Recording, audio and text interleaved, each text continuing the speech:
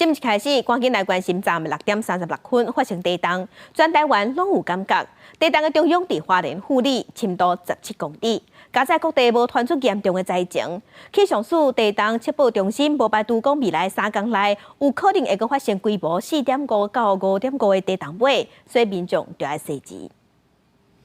平静水面熊熊又来喊起，鱼缸内底鱼仔也开始惊到黑白熟。在暗时6:36，花莲富里乡发生岁数规模5.8地震，地震深度17公里。地震市区胜利街面体监视器也翕天桥地动画面，各地上大震度花莲5弱，台东南投4级，嘉义、云林、台南、高雄、屏东、彰化、甲苗栗3级，台北也2级，澎湖是1级。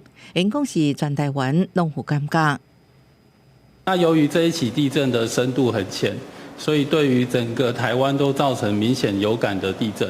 气象署初步研判，这地震的原因甲菲律宾板块、欧亚板块受浪有关系，也是今年监测范围内国内上大的地震。花莲警方地震了后，顺势合区发现万影乡的马湾桥面接碰的所在出现差不多3公尺的离痕，春秋旁夜山区看到用踢一个避雷管啊。目前为止，我们还没有观察到比较显著的余震。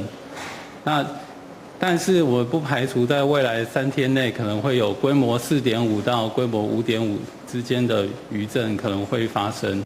这地震甲去年地上地震比起来，这摆较活中国区域较偏东平，甲透早5点半为止，也无观察到地震尾。不过气象署无排除未来3天内底会有规模4.5到5.5的南山地震发生，民众要加加注意。